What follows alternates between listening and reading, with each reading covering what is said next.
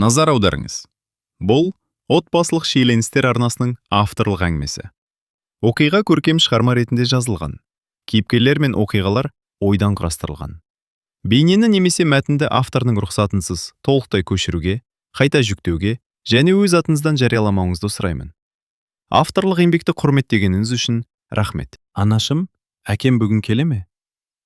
5 жасар Әлидің осы сұрағы Айсәуленің жүрегін күн сайын тырнайтын. Ол баласының басынан сипап: келеді құлыным, жұмысы біткен соң келеді, деді де терезеге қарап қалды. Шындығында өзі де Ерланның қашан келетінін нақты білмейтін. Күйеуі халықаралық жүк тасымалдайтын компанияда жүргізуші болып жұмыс істейтін. Кейде 3 күн, кейде 1 апта, ал кейде 10 күн бойы үйдің бетін көрмейтін. Шағын ғана үйде олар 2 баламен тұратын. Үлкені Әли, кішісі 3 жасар Мәдина. Үйдің несиесі бар, газдың ақысын төлеу керек. Балалардың киімі, тамағы, балабақша шығыны тағы бар. Айсәуле бұрын тігін цехында істеген, бірақ Мәдина дүниеге келгеннен кейін жұмыстан шығуға мәжбүр болды. Қазір анда-санда көршілердің киімін тігіп, азын-аулақ табыс табатын. Сол күні де таңертеңнен бері тігін машинасының алдында отыр еді. Кенет ауылда көлік тоқтаған дыбыс естілді. Терезеден қараса, қара түсті ескі Toyota Camry екен. Көліктен Ерлан емес, оның бала күнгі досы Данияр түсіп жатты. Ассаламағалейкум, деді ол күлімдеп. Уағалейкум ассалам, келіңіз. Ерлан хабарласты. Үйдің шатырынан су өтіп жатыр, деді. Баспалда қалып келдім. Әуре болмай-ақ қойыңыз. Әуре емес. Ол жауап күтпестен көлігінің жүксалғышынан құрал саймандарын алып шықты. 1 сағаттың ішінде шатырды түгел жөндеп шықты. Айсәуле шай дайындап жатқанда Данияр балалармен алда доп ойнап жүр екен. Әлидің күлкісі үйдің ішіне дейін естілді. Анашым, Данияр көке қақпаны да жөндеп берді, деп қуанып кірді ұлы. Айсәуле сыртқа шықса, шынында қақпада майланып, бұрынғыдай сықырламай ашылып жабылып тұр. Мұның бәрі артық қой. Ертең тағы сынып қалса, Ерлан тағы уайымдайды. Бірақ сіздің де өз тірлігіңіз бар ғой. Досымның отбасы маған бөтен емес. Осы сөзді айтқанда Даниярдың жүзінде бір түрлі мұң байқалды. Кешке Ерлан хабарласты. Данияр бар па? Иә, шатырды түгел жөндеп кетті. Ол сондай жігіт қой. Мен жоқтата бірдеңе керек болса, соған айта бер. Өзіңіз келгеніңіз жақсы емес пе? Телефонның арғы жағында үнсіздік орнады. Білем, бірақ жұмыс. Айсәуле сөзін созбады. Жақсы, аман жүр. Телефон үзілген соң көзінен еріксіз жас шығып кетті. Балалар ұйықтағанша өзін ұстап жүрді. Ал түнде жастығын құшақтап ұзақ жылады. Келесі аптада тағы бір қиындық шықты. Үйдің су құбыры жарылып, аула суға толды. Айсәуле сантехник шақырмақ болды. Бірақ ауылдағы сантехник 2 күннен кейін ғана келетінін айтты. Не істерін білмей тұрғанда қақпақ қағылды. Тағы да Данияр. Ерлан айтты, су шығып кетіпті, деді. Ол қайдан білді? Таңертең өзіңіз оған айтыпсыз ғой. Расымен, таңертең Айсәуле күйеуіне қысқаша хабарлама жіберген еді. Жөндеп бере аласыз ба?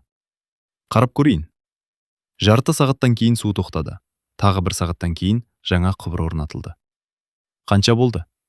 Ештеңе керек емес. Жоқ, еңбегіңіз ғой. Айттым ғой, ақша алмаймын. Айсәуле ыңғайсызданып қалды. Сол күннен бастап Данияр анда-санда келіп тұратын болды. Бірде ауылда жатқан отынды жарып береді. Бірде дүкеннен ауыр азық-түлік көтеріп келеді. Бірде балаларды ауруханаға апарып тастайды. Бірде ауылдағы шамды ауыстырып кетеді. Бәрі де табиғи көрінетін. Бірақ уақыт өте келе ауыл адамдарының көзіне бұл да түсе бастады. Бір күні дүкенде нан алып тұрған кезде сатушы әйел күлімсіреп: Ерлан, үйде жоқ кезде қонақ көп келеді екен, деді астарлап. Айсәуле не айтарын білмей қалды. Не айтып тұрсыз? Жай, ауылдың әңгімесі ғой. Ауылдың әңгімесін маған айтпаңыз. Нанын алып сатқа шығып кетті. Бірақ әлгі сөз жүрегіне қадалып қалды. Кешке көршісі Гүлнар келді. Ренжіме, бір нәрсе айтайын деп едім. Айтыңыз. Ана Данияр көп келе береді екен. Ерланның досы. Білемін. Сонда ауылда сөз көбейіп кетті. Адам көмектессе де кінәлі ме? Мен саған жамандық тілемеймін. Елдің аузына қақпақ бола алмайсың. Айсәуле үнсіз қалды. Гүлнар кеткеннен кейін ұзақ ойланды. Шынында да соңғы кезде Данияр жиі келетін болған. Бірақ оның ешқашан орынсыз сөйлегенін, артық қылық көрсеткенін көрмеген. Керісінше, үйге кірсе де балалармен ойнап шаруасын бітіріп шайын ішпестен кетіп қалатын. Сонда неге сонша көмектеседі? Скиниатрис. Бір күні Мәдинаның қызуы көтеріліп кетті. Айсәуле қатты шошыды. Жедел жәрдем кешігетінін айтты. Такси табылмады. Ерлан Ресей жақта іс сапарда. Қолында көлік жоқ. Не істерін білмей тұрғанда белгісіз нөмір хабарласты. Айсәуле, Мәдина қалай? Қызуы түспей тұр. Мен 5 минутта барам. Данияр екен. Шынында 5 минут өтпей жетті. Қызды көтеріп, аудандық ауруханаға алып кетті. Дәрігер қарап шығып, тағы жарты сағат кешіккенде жағдайы қиындау мүмкін еді, деді. Айсәуленің көзіне жас келді. Рахмет сізге. Балалар аман болса болды. Үйге қайтар жолда Айсәуле. Бір нәрсе сұрасам бола ма? Деді. Иә? Неге бізге осынша көмектесесіз? Данияр рөлден көз алмай біраз үнсіз отырды. Ерлан менің бауырындай. Пек сол үшін бе? Иә. Жауабы сенімді шыққанмен көз қарасында бір жасырын сыр бардай көрінді. Арада тағы 2 күн өтті. Ерлан үйге келді. Балалар мәз. Кешкі ас үстінде Айсәуле. Данияр болмаса көп қиналар едік, деді. Ерлан күліп, ол сенетін адам. Бірақ ауылда сөз шығып жатыр. Ел сөйлей береді. Саған бәрібір ме? Мен досыма да, саған да сенемін. Бұл сөз Айсәулеге тыныштық бергендей болды. Сол түні Ерлан ерте ұйықтап қалды. Айсәуле аулаға кір жайып қою үшін сыртқа шықты. Көрші үйдің арт жағынан ер адамның дауысы естілді. Таныс дауыс. Данияр. Ол телефонмен сөйлесіп тұр екен. Айсәуле байқамай тоқтап қалды. Жоқ, әлі ештеңе айтқан жоқпын. Аздап үнсіздік. Иә, уақыты келгенде бәрін өзі біледі. Тағы үнсіздік. Әзірге бастысы оларды аман сақтау. Айсәуленің жүрегі дүрсілдеп кетті. Кімді сақтау? Неден сақтау? Ол дыбыс шығармай үйге кіріп кетті.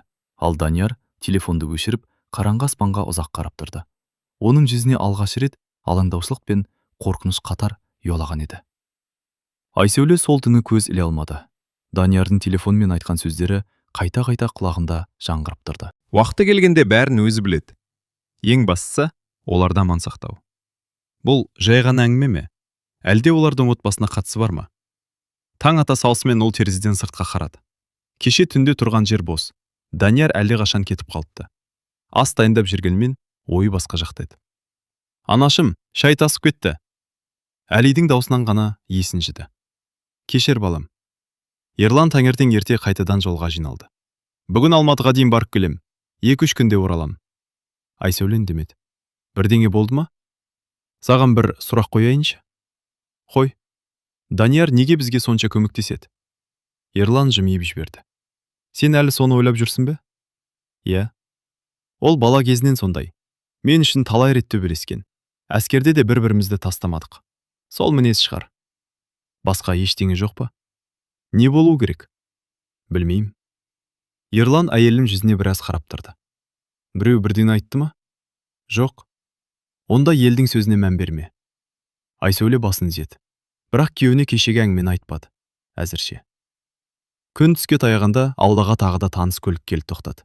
Бұл жолы Даниярдың қолында үлкен қорап бар екен. Ассалаумағалейкум.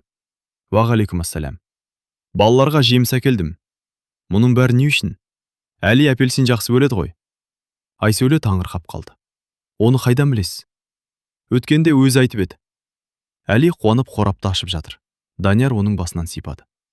Батыр болып өсіп келе жатыр екен. Кенет ол қабырғада ілулі тұрған ескі суретке көз тоқтатты. Бұл Айсәуленің марқұм әкесі Нұрбек ағайдың үлкен портреті болатын. Даниярдың жүзі әп-сәтте өзгеріп кетті. Ол суретке үнсіз қарап қалды. Тіпті көзінен мұң байқалды. Айсәуле мұны байқап қалды. Әкемді танитын ба едіңіз? Данияр селгете қалды.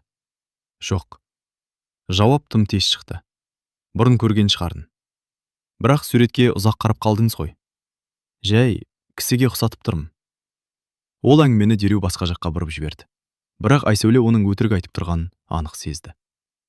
Кешке балалар ұйықтаған соң Айсәуле ескі альбомдарды шығарып отырды. Әкесінің суреттерін ақтара бастады. Бір суретте әкесі бірнеше ер адаммен бірге тұр екен. Сурет ескі болғандықтан жүздері анық көрінбейді. Бірақ бір адамның бейнесі ерекше таныс көрінді. Айсәуле суретті телефонның камерасымен үлкейтіп қарады. Жүрегі дүрсілдеп кетті. Ол адам дәл Даниярға ұқсайтын, жасырақ кезі. Жоқ, мүмкін емес. Өйткені суреттің артында 2001 жыл деген жазу тұр. Ал Данияр қазір қарттарға жаңа келген адам. Егер бұл сурет расында 2001 жылы түсірілсе, онда ол кезде 20 жас шамасында болған. Демек, ол әкесін шынымен таныған. Неге өтірік айтты? Келесі күні Айсәуле анасына барды. Анашым, мына суреттегі адамды танисыз ба? Анасы көзілдіргін тағып суретке ұзақ қарады. Жоқ, анық көрінбейді екен. Әкемнің достары ма? Әкеңнің таныстары көп еді. Данияр деген адамды білетін бе? Анасы бір сәт үнсіз қалды. Неге сұрап тұрсың? Жай ғана. Есімде жоқ. Бірақ анасының жанары басқа нәрсені айтып тұрғандай еді. Ол әңгімені жалғастырмады. Шай іш. Айсәуле түсінді. Анасы бір нәрсені жасырып отыр. Үйге келген соң ол қоймадағы ескі сандықты ақтара бастады. Бұл сандықты әкесі өмірден өткеннен кейін ешкім ашпаған. Ішінде ескі дәптерлер, фотолар, құжаттар, сарғайған газеттер жатты. Сағатқа жоқ іздегеннен кейін төбі жағынан ескі қоңыр конверт шықты. Конверттің сыртына қолмен «Егер бұл хатты Айсәуле оқып отырса» деп жазылыпты. Айсәуленің қолы дірілдеп кетті. Конверт ешқашан ашылмаған. Ол баяу ғана ашты. Ішінде бір ғана парақ. Әкесінің өз қолтаңбасы. Қызым, егер бұл хат саған жетсе, менің енді арамызда жоқ екенім анық. Өмірде бәрін айтып үлгермеуім мүмкін. Бірақ бір адамға толық сенуге болады. Ол саған өзі керек кезде жолығады.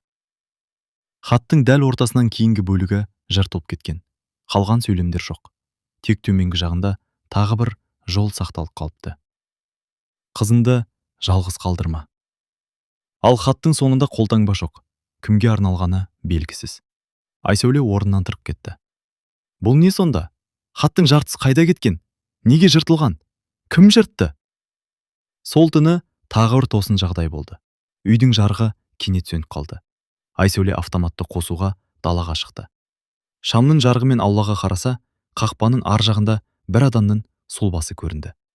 Бейтаныс ер адам. Ол үйге қарап тұр екен. Айсәуле шошып, «Кімсіз?» деп айқайлады. Әлгі адам жалт бұрылып қараңғылыққа сіңіп кетті. Ол дереу Ерланға хабарласты. Бірақ телефон желіден тыс еді. Не істерін білмей тұрғанда тағы бір көлік келіп тоқтады.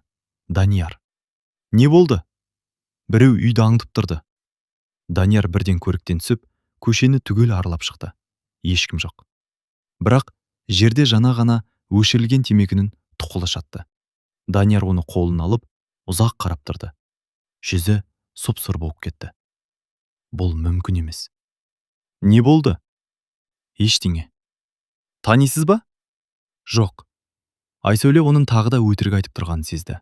Сол түні ол үйден кетер алдында қақпаны 2 рет тексеріп шықты.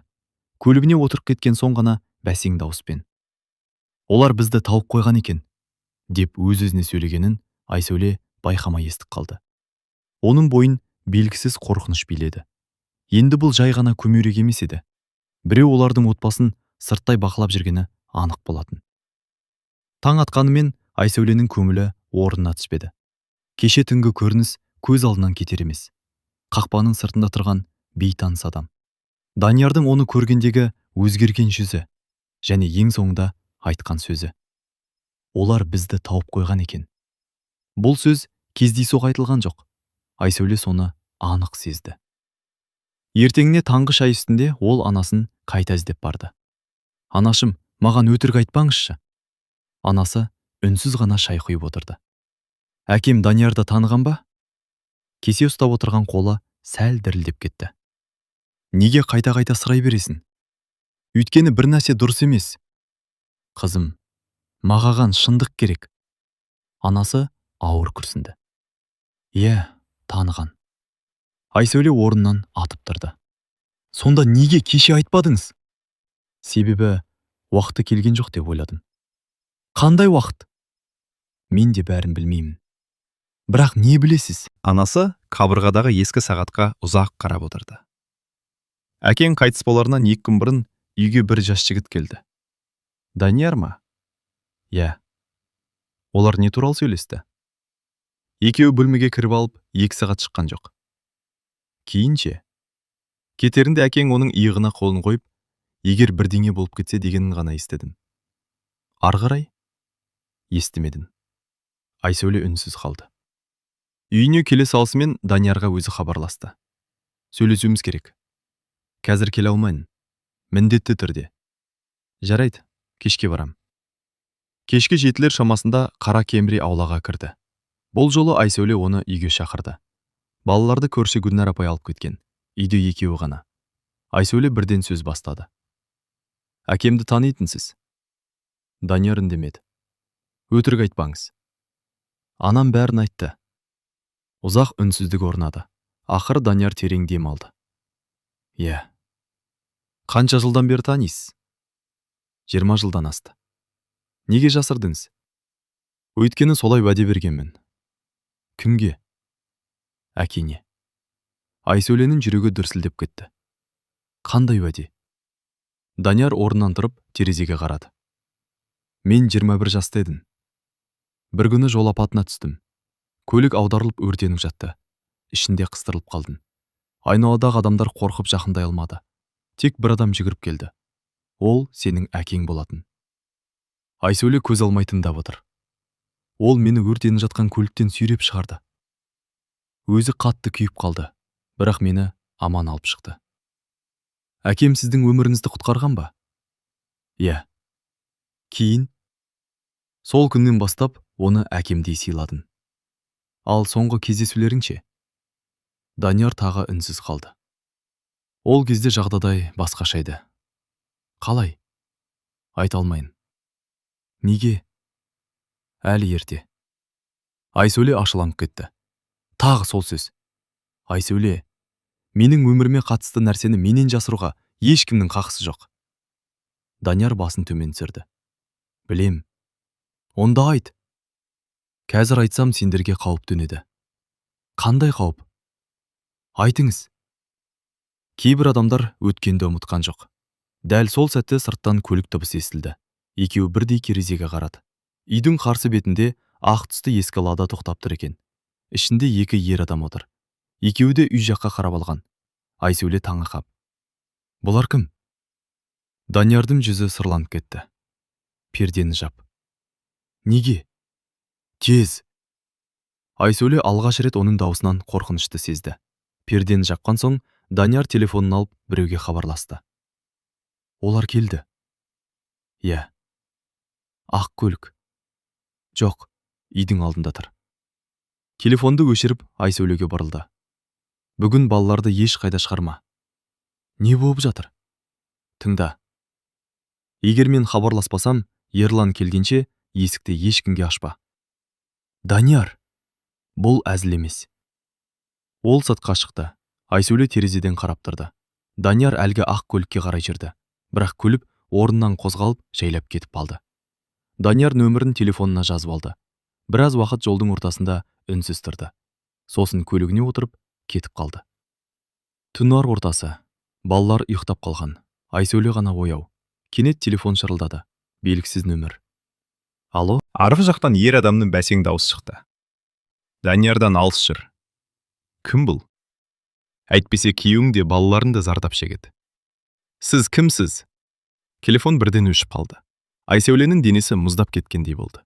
Дәл сол кезде терезе сыртынан бірдеңе тарс етіп тиді. Ол шошып орнынан тұрды.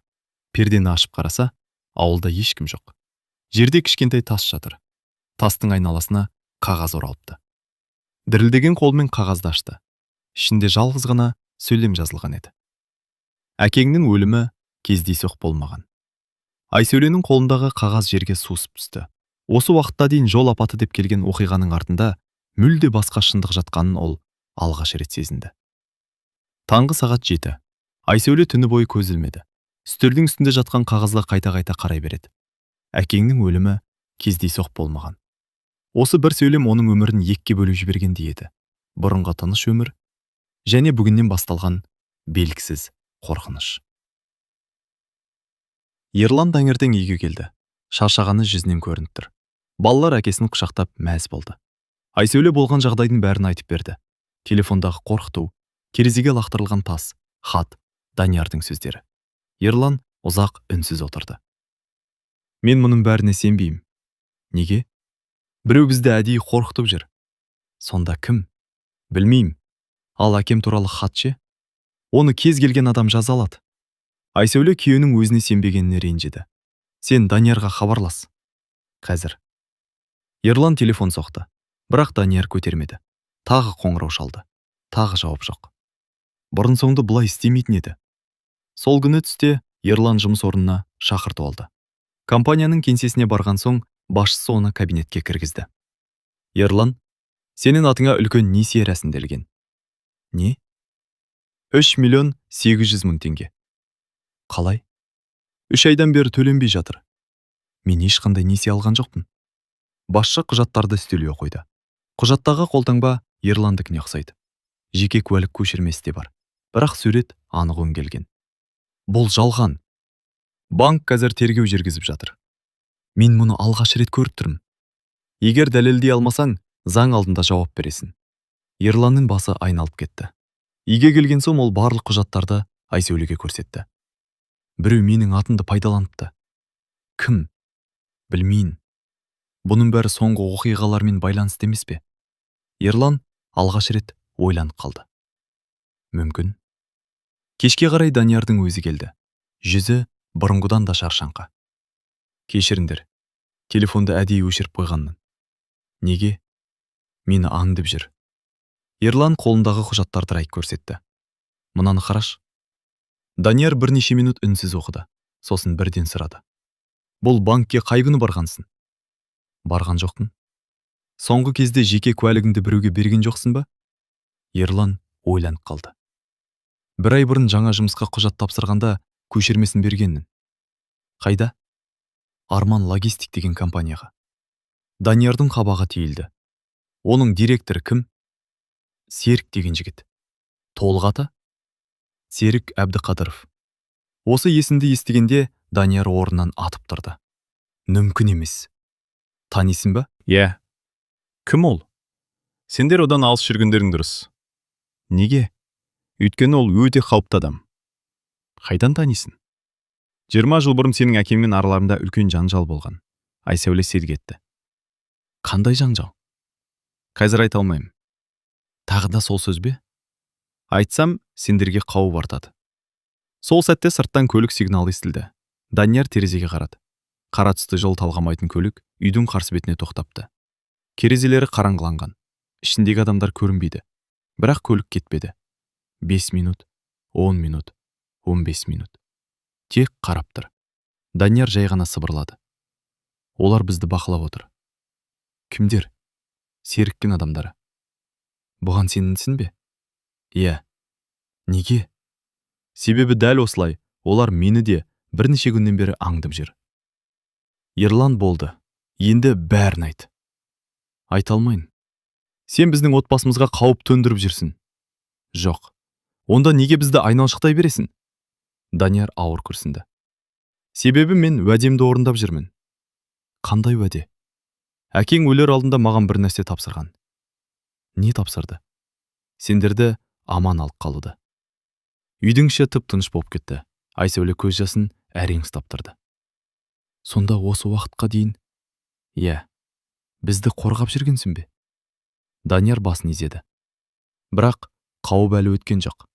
Дәл сол сәтте Ерланның телефонына белгісіз нөмірден хабарлама келді. Ол ашып оқыды. Экранда бір ғана сөйлем тіреді. Даниярға сенсеңдер, келесі жерлейтін адам өздерін боласыңдар. Ерлан мен Айсәуле бір-біріне үрейлене қарады. Ал Данияр үнсіз ғана. Демек, олар алғашқы қадамдарын бастап кетті, деді. Түн тыныштығын ешкім бұзған жоқ, бірақ үйдің ішін үрей жайлаған еді. Ерлан телефондағы хабарламаға қайта-қайта қарап отыр. Даниярға сенсеңдер, келесі жерлейтін адам өздерін боласыңдар. Бұл кімнің ісі? Деді ол ашуын әрең тежеп. Данияр сабырлы үнмен. Бұдан бұлай әр қадамды ойланып басамыз. Мен полицияға барам. Бар. Бар дегенің қалай? Олар дәлел сұрайды, ал бізде әзірге бірде-бір нақты дәлел жоқ. Айсәуле алғаш рет Даниярдың сөзінің жаны бар екенін түсінді. Қолдарында тек белгісіз нөмірден келген хабарламалар мен күдік қана бар еді. Ертеңіне таңертең Данияр Айсәулеге телефон соқты. Жалғыз өзің шыға аласың ба? Не болды? Маңызды нәрсе көрсетуің керек. Үйге кел. Жоқ, бізді бақылап жүр. Сонда қайда? Ескі диірменнің жанына. Айсәуле балаларды анасына қалдырып, таксимен көрсетілген жерге келді. Данияр көлігінің ішінде күтіп отыр екен. Оның көзі қызарып кеткен. Түнімен ұйықтамағаны көрініп тұр. Не болды? Саған енді бәрін айтпасам болмайды. Айсәуле үнсіз тыңдауға дайындалды. Сенің әкең Нұрбек аға менің өмірімді ғана құтқарған жоқ. Онда тағы не болды? Ол өте адал адам еді. Білен, сол адалдығының кесірінен жау тапты. Қандай жау? 22 жыл бұрын бірнеше адам шекара арқылы заңсыз жүк өткізетін. Не жүк? Оның нақтысын мен де білмеймін. Бірақ өте үлкен ақша жүрген. Әкемнің оған қандай қатысы болды? Ешқандай. Онда? Ол бәрін кездейсоқ көріп қойған. Айсәуле үнсіз қалды. Нұрбек аға ол туралы тиісті орындарға хабар бермек болды. Кейін, сол күннен бастап оны қорқыта бастады. Сонда, о адамдардың арасында серік те болған. Демек, әкемнің өлімі... Мен әлі нақты дәлелсіз ештеңе айта алмаймын. Данияр көліктің артқы орындығынан ескі темір қорап шығарды. Үсті тот басқан, кілті жоқ. Мұнан таныдың ба? Айсәуле басын шайқады. Бұл қорапты маған әкең берген. Қашан? Қайтыс боларынан бір күн бұрын. Ішінде не бар? Білмеймін. Ашпадың ба? Жоқ. Неге? Өйткені ол маған, егер мен бірдеңе болып кетсем, мұны қызымның өз қолына тапсыр. Бірақ ол 30 жасқа толмайынша ашпа деді. Айсәуленің демі тарылып кетті. Мен, биыл ғана 30-ға толдым. Ол үнсіз қалды. Өзінің туған күніне дейін осындай құпия сақталғанын елестете алмады. Порос тасынан кішкентай кілт шығарды. Осы уақытқа дейін мойнында алып жүрдің. Ашайық. Сен дайынсың ба? Айсәуле басын изеді. Кілт құлыпқа салынды. Тот басқан құлып сықырлап әрең ашылды. Қораптың ішінде бірнеше сарғайған құжат, ескі флешка және көк түсті қалың дәптер жатты. Дәптердің бірінші бетінде Нұрбек ағайдың қолмен жазылған сөз тұр. Егер бұл дәптер Айсәуленің қолына тисе, демек мен өзім айта алмаған шындықты осы қағаздар айтады. Айсәуленің көзінен жас ыршып кетті. Ол бірінші бетті аша бастады. Бірақ Данияр тоқтатты. Мұндай емес. Неге? Бізді бақылап жүрген болуы мүмкін. Сонда қайда? Қауіпсіз жерге. Олар көлікпен ауылдан 10 шақырым жердегі ескі фермаға келді. Ішке кіріп, есікті жапты. Айсәуле дәптерді аша бастады. Алғашқы беттерінде әкесінің күнделікті жазбалар екен. Кейінгі беттерде белгісіз адамдардың аты жөндері жазылған. Кейбірінің жанында күндер мен мекенжайлар көрсетілген. Соңғы беттердің бірінде үлкен әріптермен Серік Әбдіқадыров деп жазылып тұр. Айсәуле жүрегін ұстап қалды. Демек, Данияр үнсіз басын изеді. Әкең бұл адамның соңынан зақ жүрген. Сол кезде қораптың ішіндегі флешка көзге түсті. Мұнда не бар екен? Данияр ноутбугын ашып, флешканы салды. Экранда бір ғана бума пайда болды. Дәлел. Олар бір-біріне қарап қалды. Данияр буманы ашты. Бірақ ішінде ештеңе жоқ. Тек бір ғана мәтіндік файл тұр. Айсәуле оны ашты. Экранда жалғыз сөйлем шықты. Егер сендер мұны оқып отырсаңдар, онда кешігіп қалғансыңдар. Осы кезде ферма сыртынан көлік тоқтаған дыбыс естілді. Данияр ноутбукты бірден жауып жіберді. Тыныш. Бірнеше секундтан кейін ауыр аяқ дыбыстары жақындай бастады. Біреу ферманың есігін ақырын тартып көрді. Артынша екінші рет, үшінші рет. Сосын сырттан ер адамның дауысы шықты. Данияр, біз сенің ішінде екеніңді білеміз. Айсәуле демін ішіне тартып Даниярға қарады. Ал Данияр ақырын ғана белдігін шешіп, сыбырлап, енді шегінетін жол қалмады, деді. Ферманың іші тып-тыныш. Сырттан аяқ дыбыстары анық естіліп тұр. Данияр, есікті өзің ашсан, бәрі тыныш бітеді. Данияр Айсәулеге бұрылып, өте жай дауыспен: Артқы есік бар. Егер мен айтсам, еш ойланбай қашасың. Жоқ, сен жалғыз қалдырмаймын. Айсәуле, тыңда. Қазір батырлық емес, аман қалу маңызды. Сырттан тағы бір соққы естілді. Темір есік дірілдеп кетті. 3-ке дейін санаймын. Ашпасаң өзіміз кіреміз. Айсәуленің жүрегі атқақтап кетті. Данияр фермашын шолып шықты. Бұрышта ескі трактор, ағаш жәшіктер мен темір бөшкелер тұр. Ана жәшіктерінің артына отыр. Айсәуле үнсіз барып тығылды. Бірнеше секундтан кейін есік тарс етіп ашылды. Ішке 3 ер адам кірді. Алдында бойы ұзын, қара күртеше киген адам. Ақыры таптық қой. Данияр үнсіз тұр. Құжаттарды бер. Қандай құжат? Әлде ойнап тұрсың ба? Менде ештеңе жоқ. Әлгі адам күліп жіберді. Нұрбектің қызы да осында екенін білеміз. Айсәуленің жүрегі тоқтап қала жаздады. Олар оның қайда екенін де білген. Оған тиіспеңдер. Онда дәптерді бер. Жоқ. Онда өзің кінәлі боласың. Екі адам Даниярға қарай ұмтылды. Сол сәтте ол жәшікті итеріп жіберді. Ағаштар құлап, ішті шаң басып кетті. Қазір, қаш! Айсәуле артқы есікке қарай жүгірді. Екеуі көлікке әрең жетті. Данияр қозғалтқышты оталдыра салысымен арттарынан жол талғамайтын көлік шықты. Ұстап алыңдар! Ферма жолы шаңға көмілді. Айсәуле артқа қарады. Қара көлік тоқтар емес. Олар жақындап келеді. Ұста! Данияр көліктің жылдамдығын арттырды. Бірнеше шақырым бойы қуғын жалғасты. Кенет қарсы беттен ауыр жүк көлік шықты. Жол тар. Данияр көлікті шетке бұрып үлгерді. Ал арттағы көлік тежегішті кеш басты. Олар жол жиегіне шығып кетіп, шаңның ішінде қалып қойды. Құтылдық па? Әзірге ғана. Олар қалаға кірген соң көлікті адам көп жүретін тұраққа қойды. Енді не істейміз? Ерланды алып кетеміз. Ол жұмыста ғой. Дәл сондықтан. Айсәуле дереу Ерланға хабарласты. Бірақ телефонды бөтен әйел көтерді. Алло? Ерлан қайда? Ол қазір сөйлесе алмайды. Сіз кімсіз? Оның телефоны бізде. Байланыс үзіліп кетті. Айсәуле өңі қашып Даниярға қарады. Ерланды алып кеткен. Екеуі бірден Ерлан жұмыс істейтін компанияға жетті. Кеңседе бәрі абыр-сабыр.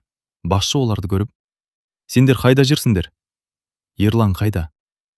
1 сағат бұрын 2 адам келіп, полиция қызметкерлеріміз деп алып кетті. Қандай полиция? Білмеймін. Құжат көрсетті ме? Иә, біз тексерген жоқпыз. Айсәуле жылап жіберді. Олар жалған болған. Данияр бірден танысына хабарласты. Жарты сағаттан кейін жауап келді. Ешқандай полиция операциясы болмаған. Айсәуле орындыққа отыра кетті. Демек, иә, Ерланды ұрлап кеткен. Келді. Экраннан Ерлан көрінді. Қолдары байлаулы, беті көгерген. Айсәуле, біреу камераны өзіне бұрды. Бұл жолы жүзін жасырмаған, серік еді. Ол мысқылдай күлімсіреді. Ақыры таныстық. Айсәуле үнсіз қалды. Күйеуің әзірге аман. Оған тиіспең. Онда менің айтқанымды орында. Не қалайсың? Нұрбектің дәптері мен флешкасы. Бізде жоқ. Серіктің күлкісі қаттырақ шықты. Өтірік айтпа. Ертең кешкі 8-ге дейін уақыт беремін. Әйтпесе, Серіктің жүзі суып кетті. Онда күйеуіммен қоштасасын. Бейне өшіп қалды. Айсәуле еңіреп жылады. Мен не істеймін? Данияр үнсіз терезеге қарап тұрды. Бірнеше минуттан кейін ғана бұрылды. Енді шындықтың бәрін айтуға уақыт келді. Ол көк дәптерді ашып, соңғы бетіне дейін ақтарды. Соңғы парақтың ішкі қабатына жерімдерген кішкентай ақ конвертті суырып алды. Мен мұны осы уақытқа дейін ешкімге көрсеткен жоқпын. Бұл не? Нұрбек аға маған ең соңында. Егер Серік қайта шықса, мына конвертті тек қызының көзінше аш деген. Айсәуле дірілдеген қолмен конвертті ашты. Ішінен бір ғана фотосурет шықты. Суретте жас Нұрбек, жас Данияр. Және олардың ортасында күлімдеп тұрған тағы бір адам бар еді. Айсәуле суретке үңіліп, демі тоқтап қалғандай болды. Бұл мүмкін емес. Өйткені суреттегі 3-ші адам өзінің күйеуі Ерланның туған әкесі болатын. Бөлмені үнсіздік басты. Енді бұл оқиға тек Айсәуленің әкесіне ғана емес, Ерланның отбасына да тікелей байланысты екені белгілі болды. Айсәуле суретті қолынан түсіріп ала жаздады. Бұл Ерланның әкесі ғой. Данияр үнсіз басын изеді. Иә, оның есімі Қайрат. Бірақ Ерлан әкесінің ерте қайтыс болғанын айтатын. Қайтыс болды. Бірақ сенің әкеңнің өлімнен 1 жыл өткен соң. Айсәуле суретке қайта үңілді. 3 адам бір-біріне иық тіреп күліп тұр. Бұлар кезінде өте жақын болғаны анық еді. Сонда олар дос болғаған ба? Үшеуі де адал адамдар болатын. Онда бәрі қалай бұзылды? Данияр ауыр күрсінді. Серік олардың арасына ақша үшін кірді. Данияр әңгімені бастады. 20 жылдан астам уақыт бұрын Серік шекара арқылы заңсыз жүк өткізіп, үлкен қылмыстық топпен жұмыс істеген. Әкең мен Қайрат ағай бұл туралы біліп қояды. Екеуі дәлел жинай бастайды. Сол кезде мен де олардың жанында жүрдім. Бірақ біз тым кеш қалдық. Серік біздің әр қадамымызды біліп отырған. Айсәуле үнсіз тыңдап отыр. Нұрбек аға барлық дәлелді жинап болған күні жол апатына түсті. Ал Қайрат аға 1 жылдан кейін аяқ астынан жүрек талмасынан қайтыс болды деп хабарланды. Бірақ біз оған ешқашан сенген жоқпыз. Айсәуленің көзінен жас сырғып кетті. Сонда екі әке де, екеуі де сол шындық үшін жанын берген. Данияр көк дәптердің соңғы мұқабасын ақырын көтерді. Айсәуле таңырқап қалды. Мұқабаның астында жасырын қуыс бар екен. Ішінен тағы бір шағын флешка шықты. Міне, нағыз дәлел осы. Ал бұрынғы флешка ше? Ол әдейі бос қалдырылған. Егер біреу ұрласа, уақыт жоғалсын деген. Айсәуле әкесінің әр қадамын ойластырып кеткеніне таң қалды. Олар бірден облыс орталығына жолға шықты. Бұл жолы Данияр бұрын бірге қызмет еткен сенімді тергеушіге хабарласты. Менде көп жылдан бері ізделіп жүрген дәлел бар. Сенімдісің бе? Иә. Тергеуші оларды құпия қабылдады. Флешкадағы бейнежазбалар ашылды. Экранда Серік пен оның сыбайластары заңсыз жүк тасымалдауды ұйымдастырып жатқан сәт анық көрінді. Кейінгі бейнежазбада Серіктің Нұрбекке қоқан лоқы көрсеткен сөзі жазылып қалған. Тағы бір аудиожазбада оның кедергі болғандардың бәрі бірдей жоғалады деген даусы анық естілетін. Тергеуші орнынан тұрып кетті. Бұл дәлелдер жеткілікті. Біз қазір әрекет етеміз. Дәсек жасырынған қоймаға операция жасады. Данияр мен Айсәуле сыртта күтіп тұрды. Бірнеше минуттан кейін іштен айқай, жүгірген аяқ дыбыстары естілді. Артынша оқ атылғандай қатты дыбыс шықты. Айсәуле орнынан ұшып тұрды. Ерлан. Көп ұзамай қойманың есігі ашылды. Екі қызметкер Ерланды сыртқа алып шықты. Қолындағы байлау шешілген. Беті көгергенмен аман еді. Айсәуле жүгіріп барып, күйеуін құшақтап алды. Мен сені енді көрмеймін бе деп қорықтым? Мен де. Екеуі үнсіз жылап тұрды. Серікті де қолына кісен салып алып шықты. Ол өтіп бара жатып, Даниярға ашылы көзбен қарады. 20 жыл күттің бе? Данияр сабырмен жауап берді. Жоқ. Мен 20 жыл уәдемді орындадым. Серік ештеңе демеді. Басын төмен түсіріп, полиция көлігіне отырғызылды. Бір аптадан кейін барлық шындық ресми түрде дәлелденді. Нұрбек ағайының өліміне қатысты іс қайта қарауға жіберілді. Қайраттың күмәнді қазасы да қайта тергелетін болды. Ерланның атына рәсімделген жалған несие жойылды. Отбасының үстінен төнген қауіп толық сейілді. Бір күні Айсәуле Даниярды үйге шақырды. Үстелде қарапайым шай тұр. Балалар аулада ойнап жүр. Айсәуле үнсіз отырып. Бір сұраққа жауап берші. Тыңдап тұрмын. Осы уақытқа дейін бізге неге сонша көмектестің? Данияр терезеден балаларға қарап жымиып қойды. Сен әлі түсінбедің бе? Жоқ. Мен саған жақсылық жасаған жоқпын. Айсәуле таңырқап қалды. Онда не істедің? Мен тек әкеңе берген уәдемді орындадым. Қандай уәде? Ол соңғы рет кездескенімізде қолымды ұстап, егер мен оралмасам, қызым мен оның болашақ отбасын ешқашан жалғыз қалдырма деді. Сол күннен бастап сендерді сырттай бақылап жүрдім. Мектеп бітіргеніңді де көрдім. Тұрмысқа шыққаныңды да білдім. Балаларың дүниеге келгенде де алыстан қуандым. Бірақ өзіңді көрсетпеуге тырыстым. Себебі солай қауіпсіз еді. Айсәуленің көзінен жас парлап кетті. Сонда мен сенің әкеңнің аманатын ғана арқалап жүрдім. Келесі демалыс күні төртеуі Нұрбек ағайдың бейітіне барды. Айсәуле гүл қойып, ұзақ үнсіз тұрды. Ерлан да тізерлеп отырып дұға оқыды. Балалар атасының суретіне қарап, «Ата, біз келдік», деді.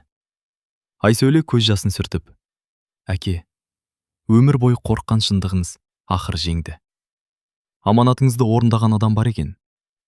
енді біз қорықпай өмір сүреміз. Жел баяу есіп өтті. Данияр үнсіз ғана артқа бұрылып кете берді. Данияр, деді Айсәуле. Ол тоқтады. Рахмет.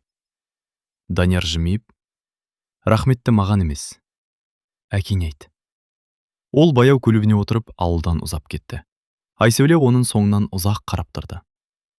Кейбір адамдар өмірге өз бақыты үшін емес, біреуге берген уәдесін орындау үшін келеді екен. Соңы.